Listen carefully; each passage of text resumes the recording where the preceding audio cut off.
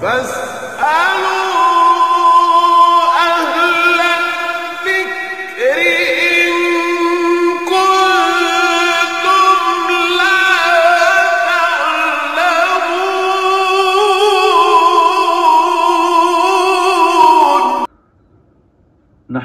ونصلي على رسوله الكريم اما بعد. محترم ناظرین کرام، السلام علیکم ورحمۃ اللہ وبرکاتہ. میں محمد فصیح اللہ خان اور آپ دیکھ رہے ہیں تفہیم دین پروگرام. تفہیم دین پروگرام کی پچھلی کچھ نشستوں میں ہم نے مستشرقین اور معاندین اسلام کی جانب سے قرآن پر ہونے والے اعتراضات اور ان کے جوابات کو آپ کے سامنے پیش کیا، اور ہم اس نتیجے پر پہنچے تھے کہ قرآن مجید اللہ ہی کا کلام ہے، وہ کسی انسان کا کلام نہیں. اور اسی کے ساتھ ساتھ ہمیں یہ بھی معلوم ہوا کہ قرآن مجید 100% محفوظ ہے، اس میں کسی طرح کا کوئی رد و بدل اور تحریف نہیں ہوئی ہے. لیکن مستشرقین اور معاندین اسلام کی جانب سے برابر یہ کوشش جاری رہی ہے کہ قرآن مجید کے بارے میں شکوک و شبہات پیدا کر کے اسے انسانی کلام باور کرائیں. اسی لیے ان لوگوں نے قرآن کریم پر طرح طرح کے اعتراضات و شبہات کو لکھ لکھ کر لوگوں کے درمیان پیش کیا ہے. آج ہم انہی اعتراضات میں سے کچھ اعتراضات کو آپ کے سامنے پیش کریں گے اور حضرت سے اس کے جوابات طلب کریں گے اور معلوم کرنے کی کوشش کریں گے کہ یہ اعتراضات کہاں تک صحیح ہیں اور اس کا کیا جواب ہو سکتا ہے. دشمنان اسلام نے قرآن مجید پر ایک اعتراض یہ بھی کیا ہے کہ قرآن میں آیا ہے کہ سورج کسی تالاب میں جا کر غروب ہو جاتا ہے، جبکہ یہ ایک فرسودہ خیال ہے اور سائنسی تحقیق کے خلاف ہے. تو ہم حضرت والا سے گزارش کرتے ہیں کہ اس اعتراض پر روشنی ڈالیں. بسم اللہ الرحمن الرحیم. الحمد للہ رب العالمین، والصلاة والسلام على اشرف الانبیاء وسید المرسلین وعلى آلہ وصحبہ اجمعین. اما بعد. ناظرین کرام، یہ بات پہلے بھی بار بار آپ کے سامنے کہی گئی ہے کہ دین اسلام کو بدنام کرنے، قرآن کریم کو انسانی کلام بتانے اور دین اسلام کی تعلیمات کو فرسودہ اور غلط ثابت کرنے کے لیے دشمنان اسلام نے ہر دور میں سازشیں کی ہیں اور مختلف ذرائع سے اس سلسلے میں کام لیا ہے. اسی طرح ان لوگوں نے قرآن کریم کے بارے میں بڑی بڑی کتابیں لکھ دی ہیں، مضامین لکھے ہیں اور یہ ثابت کرنے کی کوشش کی ہے، اور یہ ناکام کوشش کہ قرآن کریم کے اندر غلطیاں ہیں، قرآن کریم اللہ کا کلام نہیں ہے، قرآن کریم کے اندر تاریخی غلطیاں ہیں، نحوی غلطیاں ہیں، صرفی غلطیاں ہیں اور مختلف انداز کی غلطیوں کو ثابت کرنے کی کوشش کی گئی. لیکن اللہ کا فضل ہے کہ ہر دور میں حضرات علماء نے ان لوگوں کا منہ توڑ جواب دیا ہے اور ان لوگوں کے اعتراضات کا اور شبہات کا دنداں شکن جواب دے کر ثابت کر دیا کہ اللہ کا کلام برگزیدہ کلام ہے، بے عیب کلام ہے. اس کے بارے میں خود قرآن کریم کے اندر فرمایا گیا، ذالک الکتاب لا ریب فیہ، یہ وہ کتاب ہے جس کے اندر کوئی شک نہیں، اس کے اندر شک و شبہ ہو ہی نہیں سکتا، اس لیے کہ اللہ کا کلام ہے. مخلوق کے کلام کے اندر شکوک ہوتے ہیں، شبہات ہوتے ہیں، غلطیاں ہوتی ہیں، لیکن اللہ کا کلام ان ساری چیزوں سے پاک ہے، بے عیب ہے۔ لیکن معاندین کا کام، دشمنوں کا کام اعتراض کرتے رہنا ہے اور اپنے تعصب اور اپنی دشمنی کا اظہار کرتے رہنا ہے۔ لیکن جو لوگ اس سے متاثر ہو جاتے ہیں، مستشرقین کی کتابیں پڑھ پڑھ کر وہ ان کو بڑا محقق سمجھنے لگتے ہیں، ایسے لوگوں کے لیے یہ کوشش ہونی چاہیے اور علماء کی طرف سے بار بار اس کے جوابات دینے چاہیے۔ چنانچہ ہر دور میں علماء نے اس کے جوابات دیے، لیکن بہت سارے لوگ ان جوابات کو پڑھتے نہیں ہیں۔ کتابوں کے اندر سب کچھ موجود ہے۔ یہاں بھی اس وقت جو سوال ہمارے سامنے آیا ہے، اس سوال کا جواب آپ حضرات کے پیش خدمت ہے۔ سوال یہ کیا گیا ہے کہ قرآن کریم کے اندر آیا ہے کہ سورج کسی تالاب میں جا کر غروب ہو جاتا ہے۔ یہ جو اعتراض ہے، یہ دراصل ایک آیت کو پیش نظر رکھ کر اعتراض بنایا گیا ہے۔ وہ کون سی آیت ہے؟ سب سے پہلے آپ آیت سنیں، اس کا پس منظر سنیں اور پھر ان کے اعتراض کو دیکھیں، سمجھ میں آئے گا کہ ان کے اعتراض کے اندر کیا حقیقت ہے۔ قرآن کریم میں اللہ تبارک و تعالیٰ نے حضرت ذوالقرنین کا واقعہ بیان کیا ہے۔ ایک واقعہ نہیں، کئی واقعات بیان کیے ہیں، اور ان کے اسفار جو مختلف علاقوں کے اندر ہوئے ان کا ذکر کیا ہے۔ ان کا ایک سفر مغربی علاقے میں ہوا، ایک سفر ان کا مشرقی علاقے میں ہوا، اور پھر کسی اور علاقے کے اندر ہوا۔ اللہ نے ان کے اسفار کا ذکر کرتے ہوئے ایک جگہ پر یہ بتایا ہے کہ حضرت سیدنا ذوالقرنین تشریف لے گئے۔ کہاں تشریف لے گئے؟ حتی اذا بلغ مطلع الشمس حتی اذا بلغ مغرب الشمس وجدها تغرب فی عین حمیہ۔ یہ الفاظ ہیں کہ جب وہ سفر کرتے کرتے کرتے اس علاقے میں پہنچے جہاں پر سورج غروب ہوتا ہے، یعنی مغربی علاقے میں پہنچے، تو کیا ہوا؟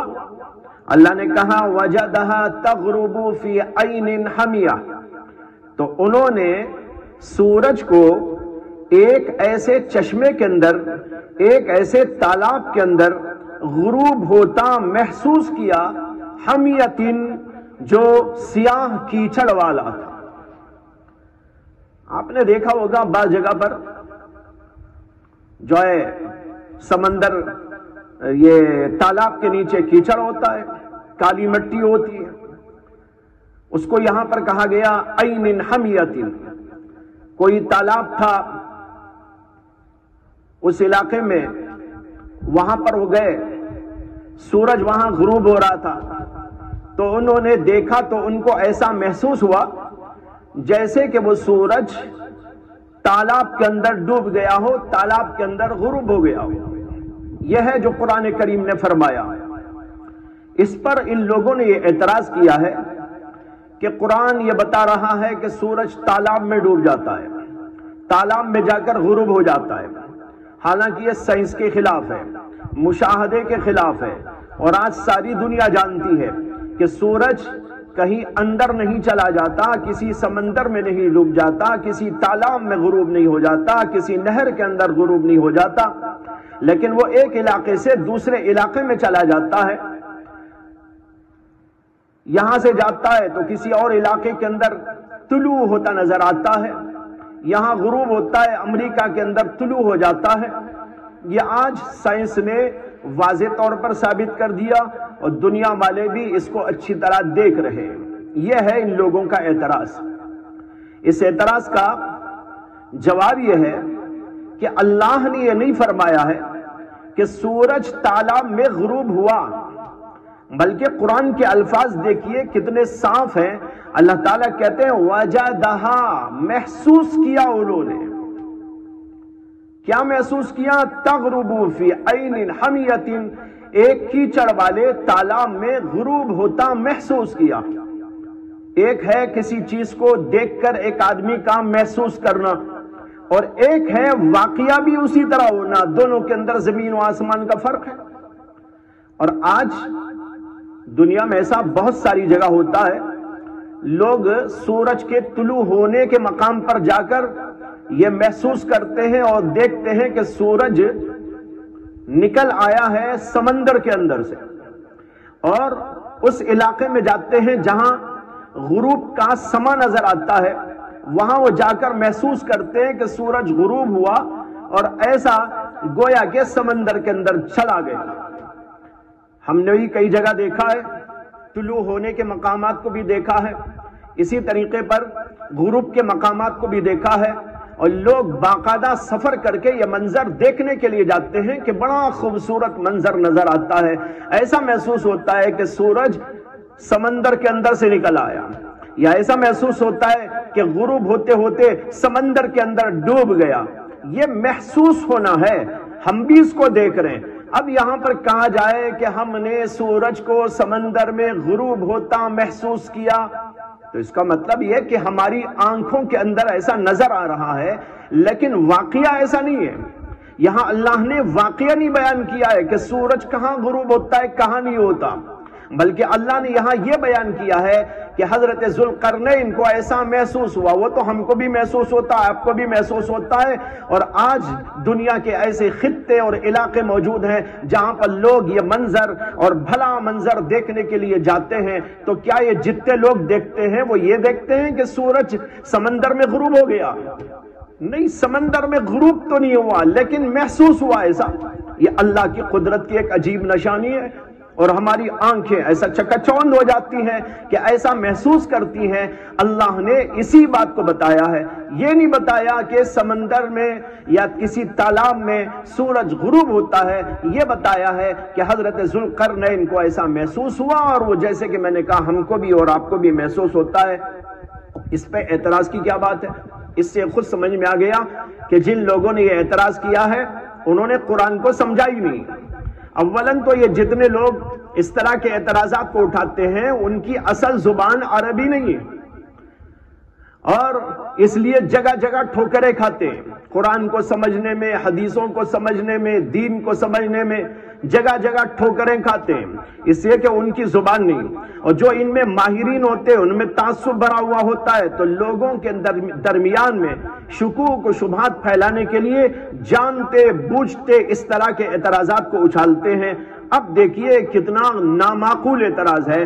اللہ نے صاف کہا وَجَدَهَا تَغْرُبُ فِي عَيْنٍ حَمِيَّةٍ، اور یہ اس کے خلاف یہ ترجمانی کر رہے ہیں قرآن کریم کی، اور قرآن کریم کے اوپر اسی بنیاد پر اعتراض کر رہے ہیں. معلوم ہوا کہ اعتراض نہایت بے حقیقت اعتراض ہے، نامعقول اعتراض ہے. اسلام نے اور قرآن نے جو حقائق پیش کیے الحمدللہ اس کے اوپر آج تک کوئی اعتراض علمی طور پر اور حقیقت اور واقعے کے طور پر نہیں پیش کیا جا سکا ہے. یہاں بھی کوئی اعتراض اس کے اندر موجود نہیں ہے. محترم حضرات، دشمنان اسلام نے اس قرآن مجید پر ایک اور اعتراض یہ کیا ہے کہ قرآن مجید میں آیا ہے کہ اللہ تعالیٰ نے جب اس زمین کو پیدا کیا تو یہ حرکت کر رہی تھی، تو اس حرکت کو روکنے کے لیے اللہ تعالیٰ نے اس پر پہاڑ پیدا فرمائے تاکہ یہ زمین رک جائے اور اس کی حرکت رک جائے. تو اس سے یہ معلوم ہوتا ہے کہ زمین آج حرکت نہیں کرتی بلکہ زمین ٹھہری ہوئی ہے. حالانکہ آج سائنس نے یہ بات واضح کر دی ہے کہ زمین ہر روز ایک دفعہ اپنے محور پر گھومتی اور چکر لگاتی ہے، اور اسی گھومنے کی وجہ سے رات اور دن کا نظام پیدا ہوتا ہے. تو قرآن کریم کی یہ بات سائنسی تحقیق کے خلاف معلوم ہوتی ہے. تو حضرت سے گزارش ہے کہ اس اعتراض کے جواب کو سمجھائیں. یہ دوسرا اعتراض جو اس وقت پیش کیا گیا ہے، اس کا جواب دینے سے پہلے میرے دل میں ایک بات آ رہی ہے اس کو بھی سب سے پہلے پیش کر دوں، وہ یہ ہے کہ قرآن پر اعتراض کرنے کے لیے ان لوگوں نے قرآن کو پڑھا، دین کو پڑھا، عربی زبان کو حاصل کیا، صرف اس لیے تاکہ قرآن میں سے کیڑے نکالنے کی کوشش کریں، قرآن کو بدنام کریں۔ لیکن ہم مسلمانوں کا حال یہ ہے کہ اللہ کے کلام کو ہم سمجھنے کے لیے بھی نہیں پڑھتے۔ ان لوگوں نے اپنی زندگیاں کھپا دی قرآن میں کیڑے نکالنے کے لیے، قرآن میں اشکالات پیدا کرنے کے لیے، قرآن کے اندر سے کچھ باتوں کو نکال کر لوگوں کے درمیان میں شکوک و شبہات پیدا کرنے کے لیے۔ لیکن کتنا بڑا مسلمانوں کا طبقہ ایسا ہے جو قرآن کو ہاتھ بھی نہیں لگاتا، زبان بھی اس کی نہیں جانتا، پڑھنے کی کوشش بھی نہیں کرتا، بلکہ ضرورت بھی نہیں سمجھتا۔ اس لیے ہمیں بھی یہاں پر ذرا غور سے کام لینا چاہیے کہ ہمارے اوپر کتنی بڑی ذمہ داری ہے کہ ہم قرآن کو پڑھیں، قرآن کو سمجھیں۔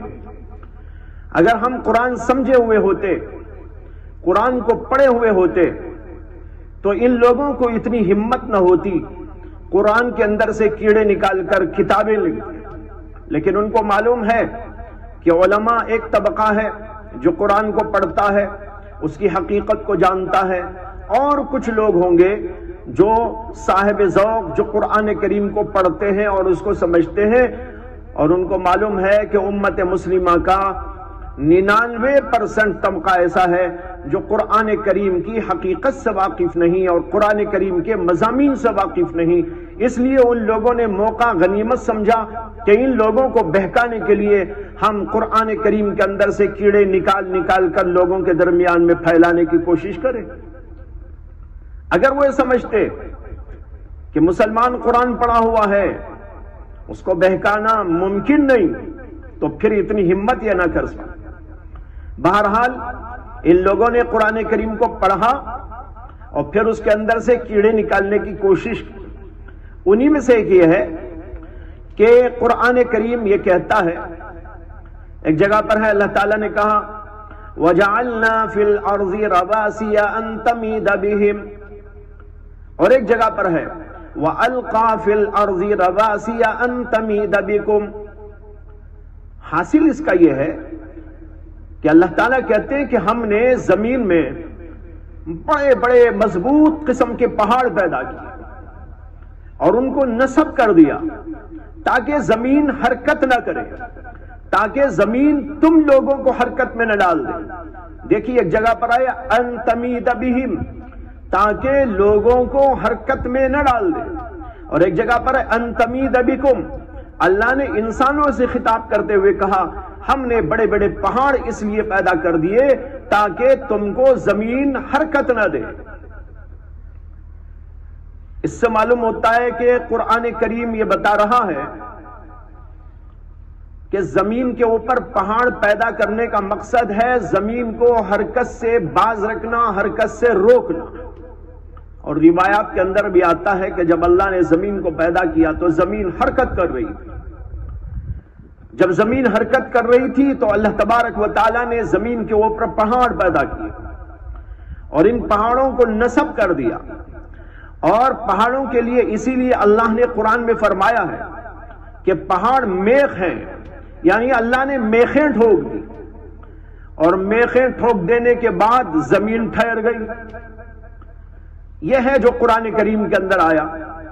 اس سے ان لوگوں نے اعتراض نکالا کہ یہ بات سائنس کے خلاف ہے، اس لیے کہ سائنس کہتی ہے کہ روزانہ زمین حرکت کرتی ہے، اپنے محور پر چلتی رہتی ہے، گھومتی رہتی ہے، چکر لگاتی رہتی ہے، اور اسی چکر لگانے کی وجہ سے رات اور دن کا نظام بنتا ہے۔ سورج ایک جگہ پر ہے، زمین چکر کھا رہی ہے، جب چکر کھا کر زمین ایک جگہ سے پھر ادھر منتقل ہوتی ہے تو سورج کی روشنی جہاں پر پڑتی ہے ادھر دن ہوتا ہے، اور سورج کی روشنی جدھر کو نہیں آتی ادھر رات ہو جاتی۔ اس طریقے پر ایک دن کے اندر یہ زمین ایک چکر لگاتی ہے اپنے محور پر۔ یہ ہے سائنس کی تحقیق۔ یہ سائنسی تحقیق جو قرآن کریم کے خلاف ہے، اس بظاہر ان لوگوں کا کہنا ہے کہ قرآن کریم کے اندر جو آیا سائنسی تحقیق اس کے خلاف ہے، اس لیے قرآن اللہ کا کلام نہیں ہو سکتا، یہ ہے ان لوگوں کا اعتراض۔ لیکن اصل میں جیسے کہ میں نے کہا نا، ان لوگوں کا مقصد ہی ہے کیڑے نکالنا۔ جو بات سمجھ میں بھی آ جائے اس کو بھی سمجھنے سے وہ کام نہیں لیتے، بلکہ اسے اگنور کرتے، اسے ایک طرف چھوڑ دیتے۔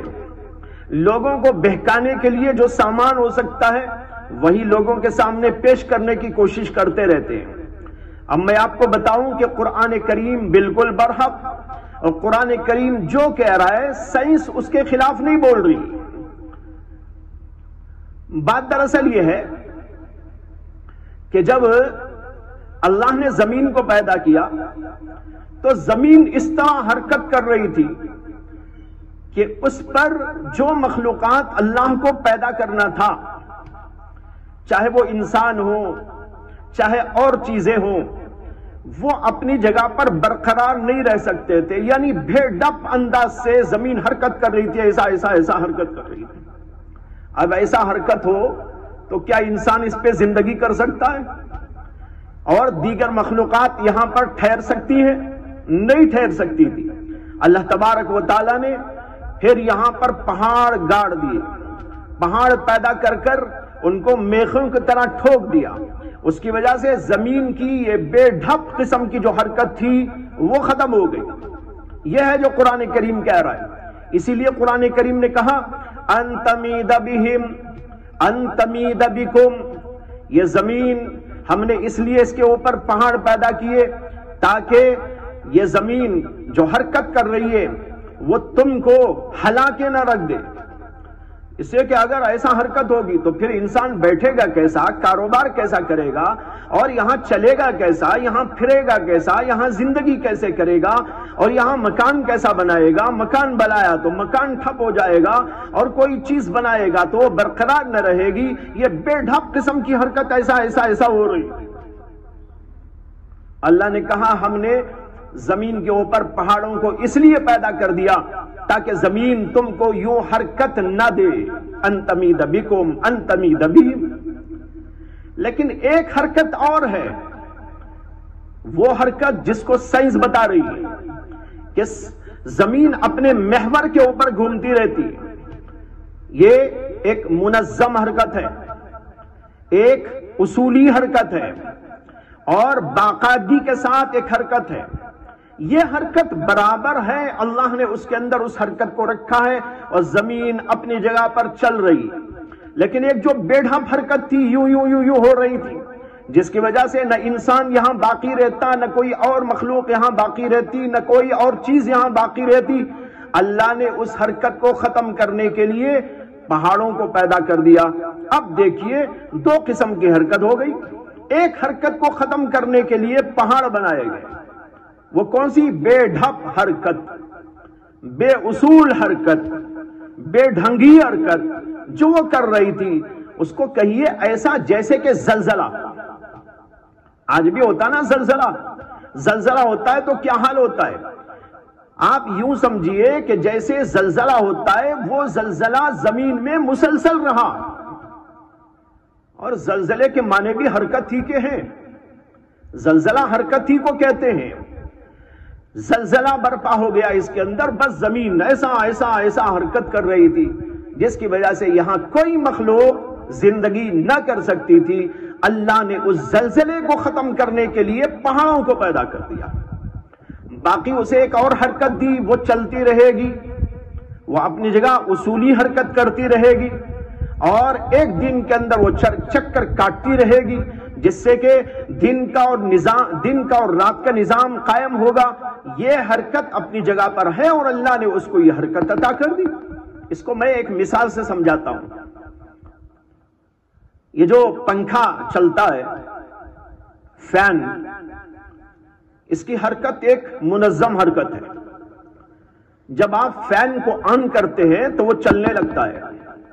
جب وہ چلتا ہے تو آپ کو راحت معلوم ہوتی ہے، فرحت معلوم ہوتی ہے، اور اس سے آپ کو سکون معلوم ہوتا ہے.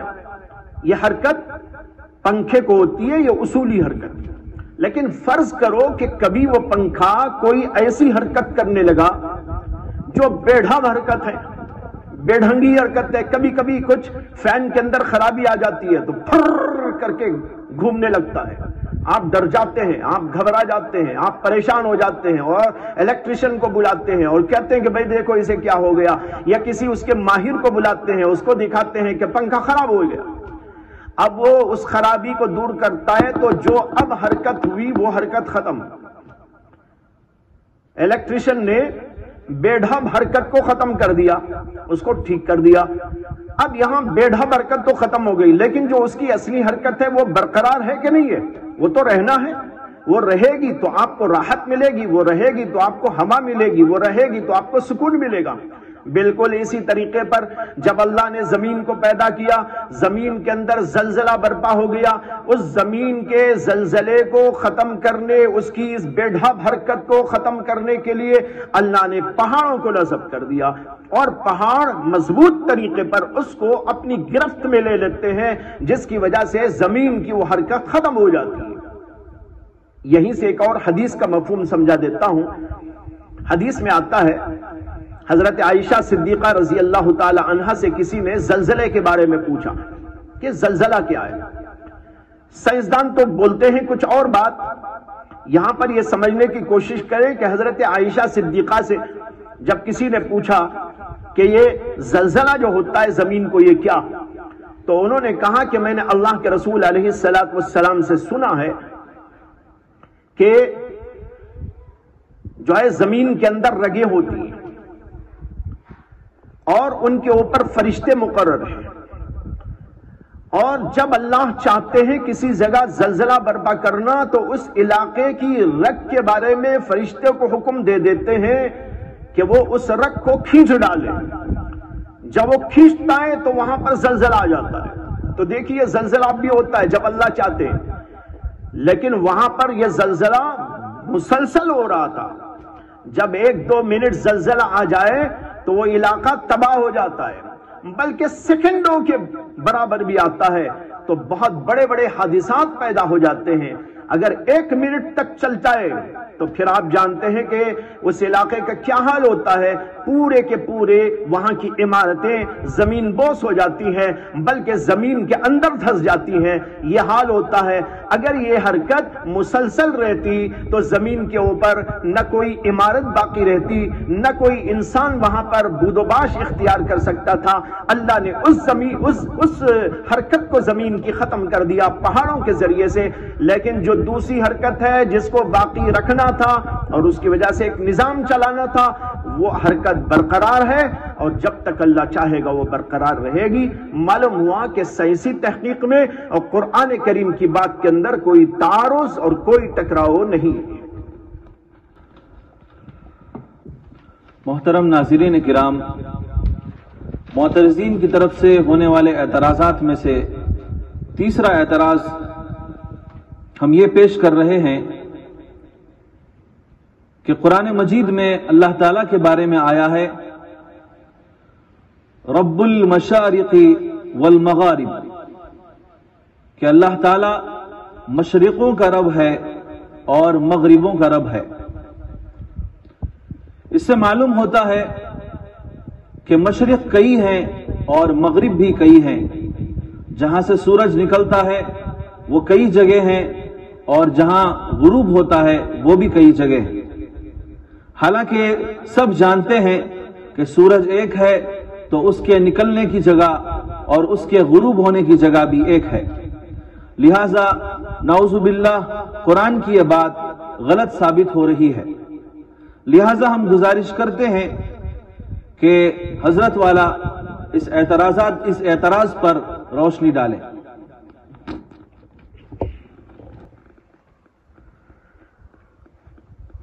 اللہ تعالیٰ نے قرآن پاک کے اندر ایک جگہ تو یہ فرمایا ہے رب المشارق والمغارب، اور ایک جگہ یہ بھی ہے رب المشرقین. یہاں 2 کا ذکر کیا ہے. رب المشرقین و رب المغربین، دو مشرقوں کا دو مغربوں کا پروردگار، رب المشارق والمغارب، بہت ساری مشرقوں کا بہت ساری مغربوں کا پروردگار۔ اس کے اوپر مستشرقین نے اور معاندین اسلام نے یہ اعتراض کیا ہے کہ مشرق ایک ہے مغرب ایک ہے، تو کئی مشرقوں کا پروردگار ہونے کا کیا مطلب ہے، کئی مغربوں کا پروردگار ہونے کا کیا مطلب ہے؟ اور پھر ایک جگہ پر رب المشارق والمغارب آیا تو دوسری جگہ دو مشرقوں دو مغربوں کا رب کہاں گیا؟ اس کے اندر تعارض بھی ہے، کہیں دو مشرق دو مغرب کہاں، تو کہیں بہت سے مشرق بہت سے مغرب کہیں۔ یہ اعتراض کرتے ہیں۔ اس اعتراض کا جواب یہ ہے، اور یہ جواب آج کے دور کے اندر تو کرنا ہی نہیں چاہیے تھا ان لوگوں کو۔ سائنسی تحقیقات سامنے آ جانے کے بعد اللہ کی اس آیت اور اس کا مفہوم بالکل واضح ہو جاتا ہے، لیکن اس کے باوجود جیسے میں نے کہا کہ کیڑے نکالنا مقصود ہے، اسلام کو بدنام کرنا مقصود ہے، اور معمولی قسم کے جو لوگ ہوتے ہیں جو تحقیق والے نہیں ہوتے، ان لوگوں کے ذہنوں کے اندر شکوک و شبہات کے کیڑے پیدا کرنا مقصود ہوتا ہے، اس لیے ان لوگوں نے اعتراض کو پھیلا دیا۔ حالانکہ آج بالکل آپ واضح طور پر دیکھ سکتے ہیں کہ مشرقیں اور مغربیں پتہ نہیں کتنی ہیں، اس لیے کہ ہم جانتے ہیں کہ ہم انڈیا میں ہیں، مثلا انڈیا میں بھی سب جگہ پر ایک ہی وقت میں سورج نہیں نکلتا، اور ایک ہی ٹائم میں سب جگہ پر سورج غروب بھی نہیں ہوتا، بلکہ ہر جگہ فرق ہے۔ 10 منٹ کا فرق، 2 منٹ کا فرق، 4 منٹ کا فرق، 5 منٹ کا فرق، اور پھر ملکوں کے اعتبار سے آپ دیکھیں تو کئی گھنٹوں کا بھی فرق ہے۔ یہاں میں اور امریکہ میں آپ دیکھیں 12 گھنٹوں کا فرق ہے۔ یہاں جب غروب ہوتا ہے، امریکہ میں طلوع ہوتا ہے، نکلتا ہے، وہاں نکلنے کا وقت ہوتا ہے تو یہاں غروب کا وقت ہوتا ہے۔ اسی طرح کہیں 1 گھنٹے کا فرق ہے، کہیں 2 گھنٹوں کا فرق ہے۔ ہر ملک کے اعتبار سے آج ساری دنیا جانتی ہے کہ سورج کے نکلنے کا وقت الگ الگ ہے۔ اس اعتبار سے مشرقیں کئی ہیں، مغربیں کئی ہیں۔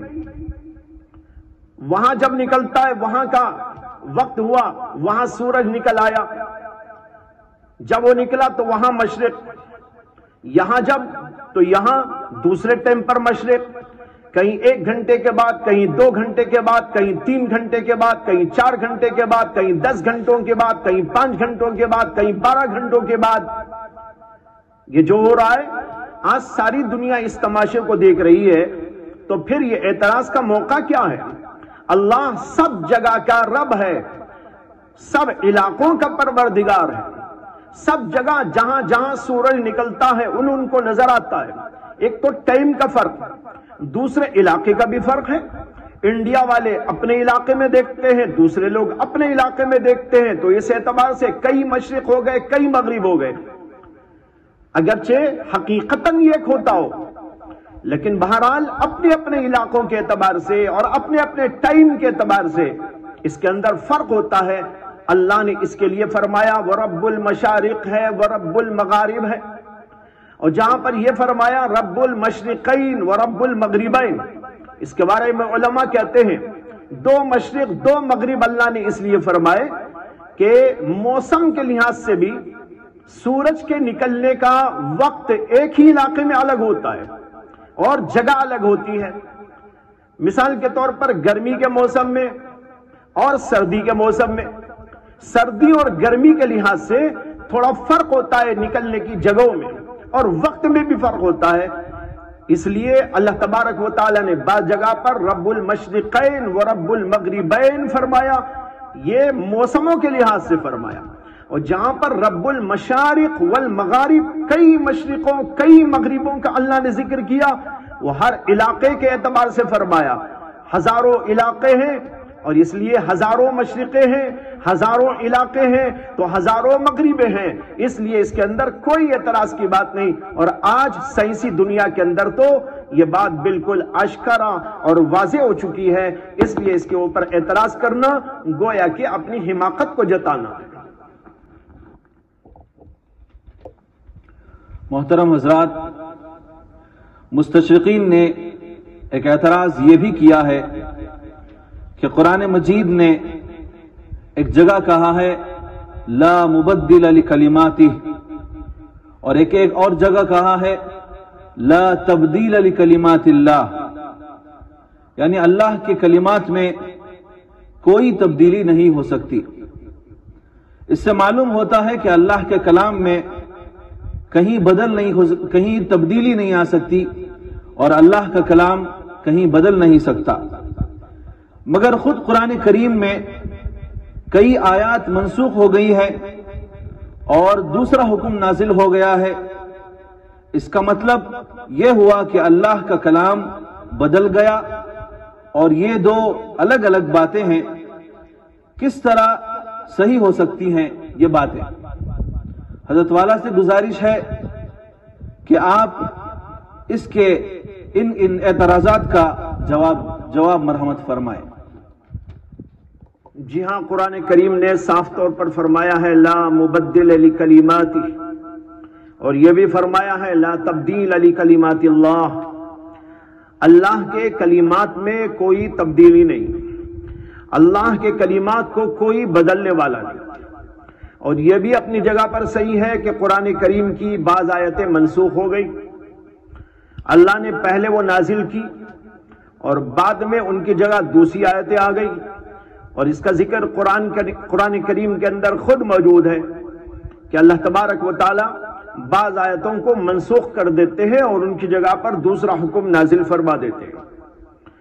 اور پھر جو آیتیں منسوخ ہوتی ہیں وہ دو طرح کی ہیں، ایک کو منسوخ التلاوہ کہتے ہیں، یعنی وہ تلاوت کے اعتبار سے منسوخ ہو گئی کہ وہ اب موجود ہی نہیں ہے قرآن کریم کے اندر، اور بعض آیتیں وہ ہیں جو اب بھی موجود ہیں، ان کی تلاوت ہوتی ہے لیکن ان کا حکم منسوخ ہو گیا، اور ایسی آیتوں کو کہتے ہیں منسوخ الحکم۔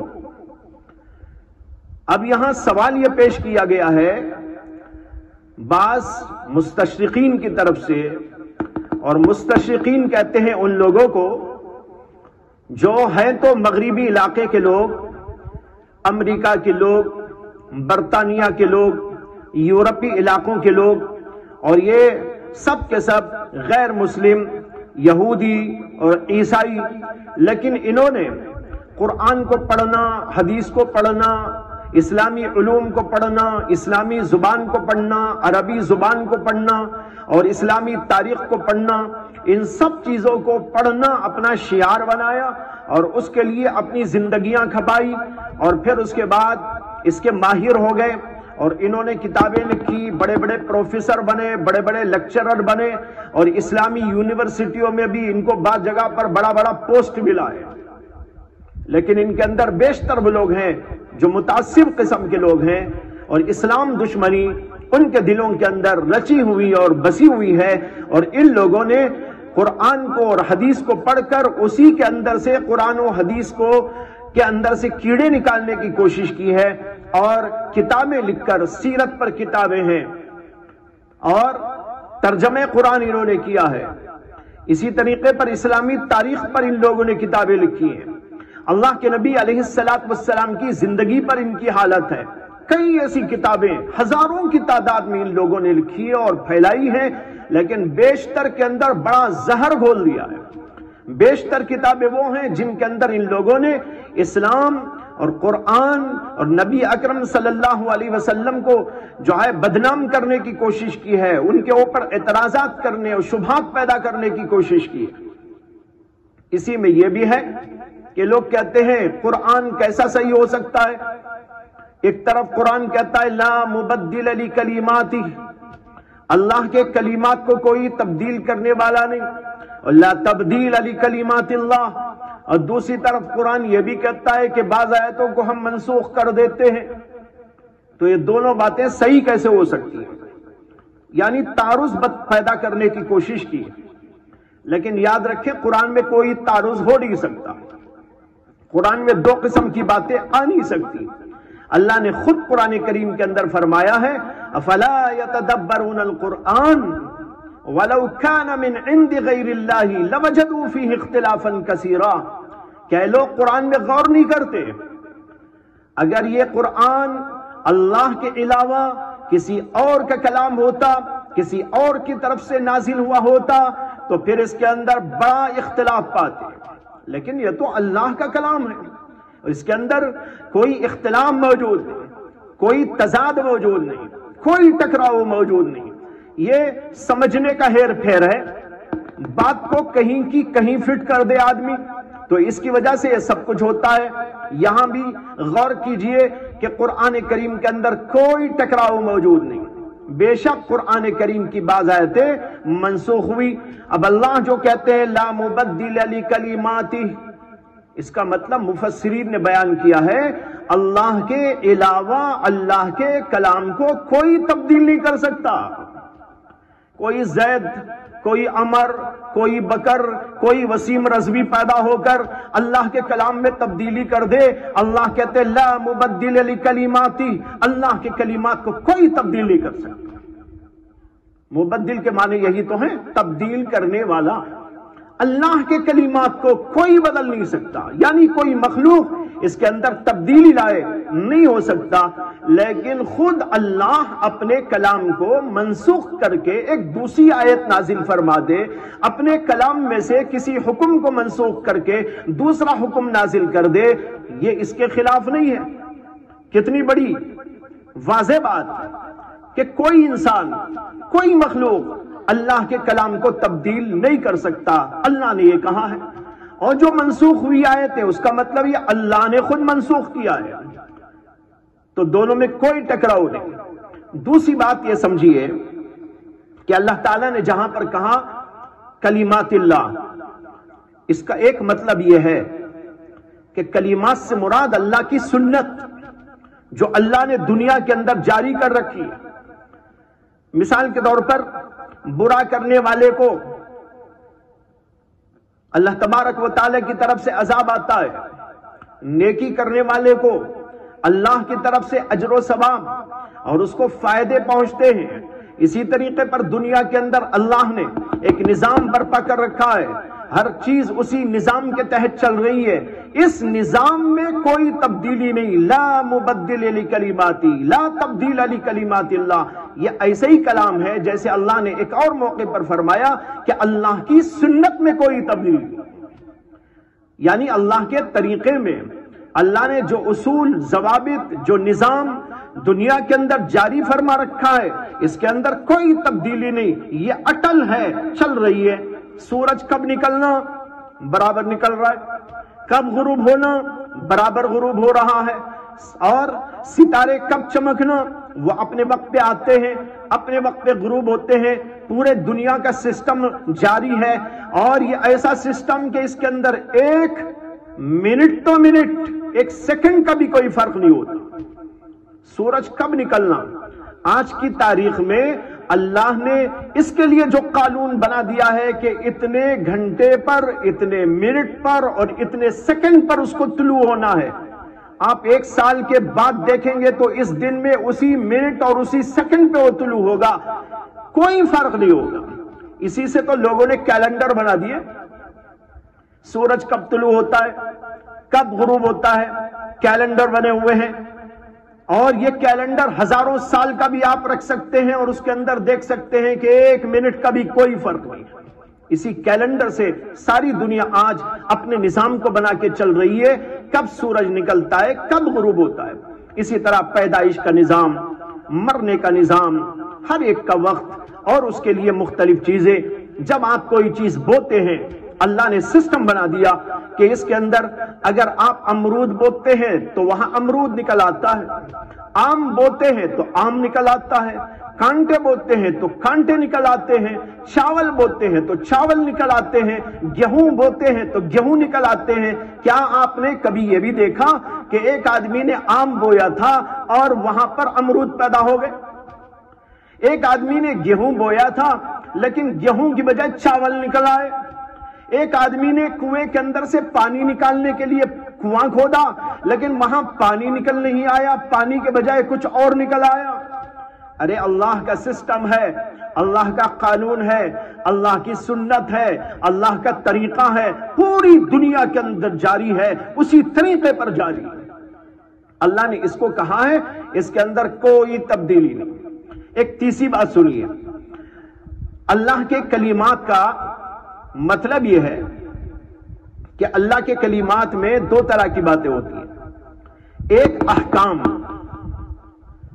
جیسے نماز کا حکم، روزے کا حکم، اور اس کے اندر مختلف اس کے سلسلے کے احکامات، اور ایک ہے اللہ تبارک و تعالیٰ کے کلام میں خبریں،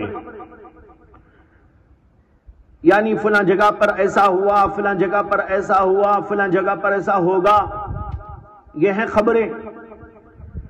یہاں کلمات سے مراد ہیں خبریں، اللہ کی خبر میں کوئی تبدیلی نہیں۔ ایسا نہیں ہو سکتا کہ اللہ آج یہ بول دے کہ فلاں جگہ پر ایسا ہوا اور پھر بول دے نہیں ہوا، یہ غلط۔ لیکن حکم کے لحاظ سے اللہ بدل سکتے ہیں، آج ایک حکم دے اور پھر اس کے بعد کوئی اور حکم نازل فرمائے، ایسا ہو سکتا ہے۔ تو یہاں کلمات سے مرادیں اللہ کی خبریں، اللہ کی خبر جو ایک بار اللہ نے دے دی، اس کے اندر کوئی تبدیلی نہیں۔ دیکھیے قرآن کریم کے اندر اللہ نے کتنے واقعات بیان کیے، کتنی خبریں بیان فرمائی، اور آئندہ کی بھی بہت ساری خبریں بیان فرمائی۔ آخرت آنے والی ہے، جنت کا ذکر آیا، دوزخ کا ذکر آیا، اور وہاں کے احوال کا ذکر آیا، اور اچھے اور بروں کے لیے جو اللہ کا قانون ہے اللہ نے اس کو بیان فرما دیا۔ یہ سب کی سب خبریں ہیں، ان خبروں میں کوئی تبدیلی نہیں۔ ایسا نہیں ہوگا کہ برے کو اٹھا کر اللہ تبارک و تعالیٰ کہہ دیں میں بروں کو جنت میں بھیجوں گا اور اچھوں کو اٹھا کر میں جو ہے دوزخ میں بھیجوں گا۔ نہیں، اللہ کا ایسا نہیں ہے۔ جو اللہ نے ایک دفعہ کہہ دیا وہی خبر ہمیشہ ہمیشہ رہے گی۔ تو یہاں پر احکام منسوخ ہوتے ہیں، خبریں منسوخ نہیں ہوتی۔ اس کے لیے یہ اللہ نے کہا لا مبدل لکلماتہ، لا تبدیل لکلمات اللہ۔ معلوم ہوا کہ سمجھ کا ہیر پیر ہے۔ جن لوگوں نے کلمات کی تفسیر کو نہیں پڑھا ان کو اعتراض ہوا، اگر وہ کلمات کی تفسیر کو پڑھتے، کلمات کی مراد کو پڑھتے، میں نے 3 تفسیریں اس کی آپ کو بتائی اور یہ سب مفسرین حضرات نے لکھی ہیں، مفسرین کا کلام موجود ہے۔ اگر یہ کلام پڑھ لیا جاتا تو پھر ان لوگوں کو اعتراض کا کوئی موقع نہ ملتا، لیکن یہ لوگ یا تو پڑھتے نہیں ہیں اور اپنی عقل سے اعتراض جتانے کی کوشش کرتے ہیں، یا نہیں تو پڑھنے کے بعد اس کو صرف نظر کر دیتے ہیں اور پھر لوگوں میں اپنے تعصب کو پھیلانے کی کوشش کرتے ہیں۔ معلوم ہوا بھائیوں حقیقت کے اعتبار سے کوئی اعتراض اس کے اندر موجود نہیں ہے۔ محترم ناظرین کرام، آج کا پروگرام اسی پر اختتام پذیر ہوتا ہے۔ ہمارا ان اعتراضات کے جوابات کو آپ کی خدمت میں پیش کرنے کا مقصد یہ ہے کہ یہ بات واضح ہو جائے کہ دشمنان اسلام کے اعتراضات کتنے بے بنیاد اور بے حقیقت ہیں اور کتنی ہی جہالت اور تعصب پر مبنی ہیں۔ قرآن مجید کے سلسلے میں ان دشمنان اسلام کا اور مستشرقین کی جانب سے کچھ اور سوالات بھی کیے گئے ہیں۔ انشاءاللہ اگلے پروگرام میں ہم ان کے سوالات اور ان کے جوابات کو آپ کی خدمت پہ پیش کرنے کی کوشش کریں گے۔ وآخر دعوانا ان الحمد للہ رب العالمین۔